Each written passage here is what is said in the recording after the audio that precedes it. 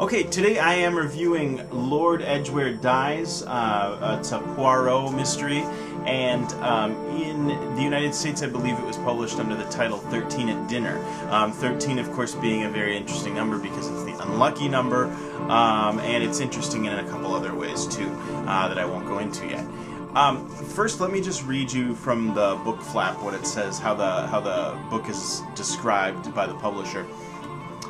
Supper at the Savoy. Hercule Poirot, the famous little detective, was enjoying a pleasant little supper party there as the guest of Lady Edgware, formerly Jane Wilkinson, a beautiful young American actress. During the conversation, Lady Edgware speaks of the desirability of getting rid of her husband, Lord Edgware, since he refuses to divorce her and she wants to marry the Duke of Merton. Monsieur Poirot jocularly replies that getting rid of husbands is not his specialty. Within 24 hours, however, Lord Edgware dies. This amazing story once more reveals Agatha Christie as the perfect teller of detective stories. It will be difficult indeed to lay down this book until one learns the true solution of the mystery. And it's quite true. Despite the fact that I was pretty busy in the last couple of weeks and haven't had as much chance to read, once I got into the momentum of the story, it was very hard to put down, particularly the last 100 pages or so. And I think that this story really marks another benchmark in the maturity of Christie as a writer. Hastings returns to narrate this novel, and we see him a little bit more mature than he has been in other stories. Japp is also in the story. In this one, Poirot really explains what Hastings' purpose is. Hastings represents the average person with the average opinion, with no hints of suspicion about people. He readily believes what people tell him, and as a result, he's usually wrong. But by looking at that, Poirot is able to gain some insight into how people fool other people, how people are easily taken in, and that in that respect, he's a very important friend to Poirot.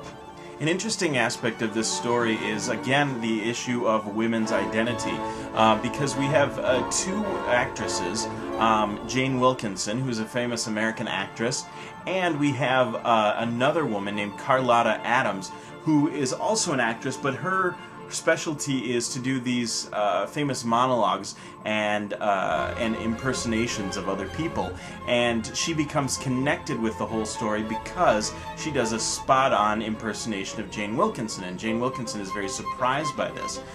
So here again we have two female characters taking on other roles, being other people, particularly Carlotta, and Carlotta is actually based on an actual person that Christie had seen perform, an actress, a great American actress named Ruth Draper, who is to go on to influence countless actors who still claim to be very influenced by this woman's work. This woman would do multiple monologues in different people. Maybe she'd be a poor servant girl, maybe she'd be a British aristocrat, maybe she was a young southern debutante, and this woman was so convincing that people just absolutely loved her and thought she was the most remarkable actress.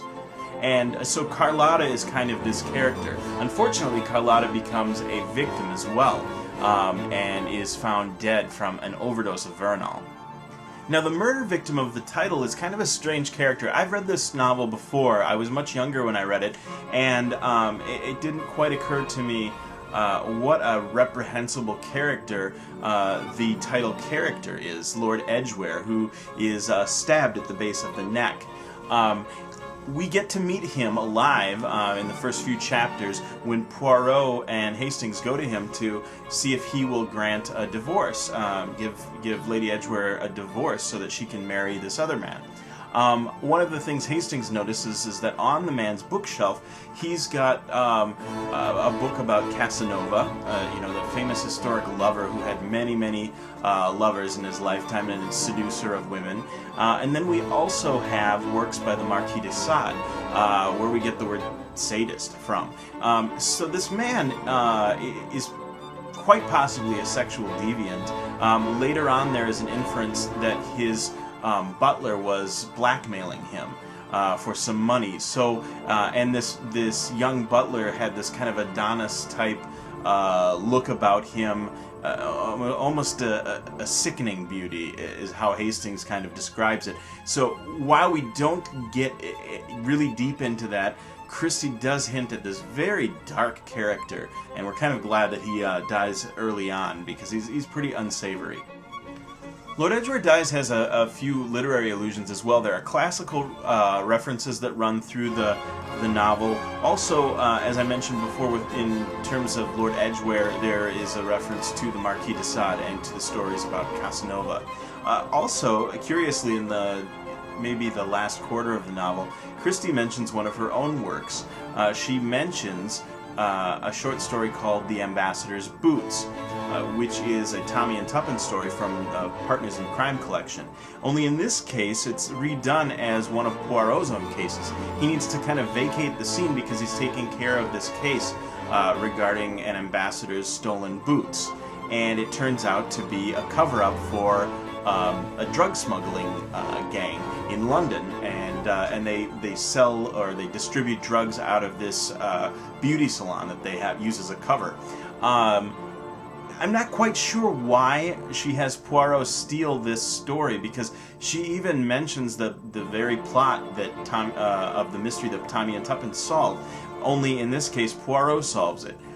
The only thing that I can think of is that she's giving us a little bit of a clue, because there is a plot twist that's common to the short story as well as to this novel. She also makes reference to a character with a gold tooth, a young man with a gold tooth, which is also a reference to another story of Christie's. The clergyman's daughter has a young man who comes in disguise several different times to try and get this woman to sell her house. The one thing that makes her realize that that this man is the same person is the fact that he's got a gold tooth that he can't hide. And I think that Christie's having a little bit of fun with us in this one. It's almost as if the character who in Lord Edgware Dies, who's talking about this person with the gold tooth, has read this story and is using that as inspiration to tell his little tale. The strength of this plot comes really from its simplicity and from the fact that Christie is able to really direct the audience. You have to almost look at Christie as a conjurer in the way that she devises plots. She is this puppet master, a magician, who's controlling everything, and while she's diverting our attention over here, she's doing something in a completely different place and taking our mind off of that, so that we're completely surprised by the end. This novel, again, it's mature, it's a very strong novel. I give it 5 out of 5. I think it's one of the great Christie novels. The next novel I'll be reading is another Mary Westmacott novel. It's called Unfinished Portrait, and purportedly it's the closest Agatha Christie gets to autobiography in fiction. So we'll take a look at that, and that's what we'll talk about next time. See ya.